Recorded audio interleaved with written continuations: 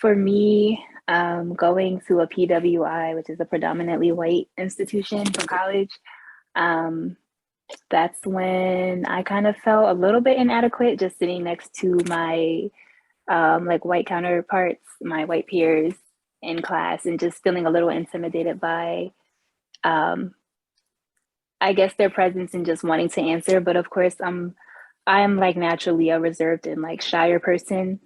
So just trying to show my natural abilities and like my intellect in class was a little bit, um, like cumbersome for me because I don't know, it's a different, like I'm in college now. Things are not as easy as they were in high school. And to kind of prove yourself in that aspect can be can be a challenge, especially when you are either challenging the professor themselves or like with your own thoughts and ideas. Like that part was kind of scary. So like as a black woman in front of all these white people trying to show yourself can be scary. So and it's something I'm still trying to like battle with, but I feel like that'll always be a challenge with black women in It's life, true. period. Um, Thanks for sharing that.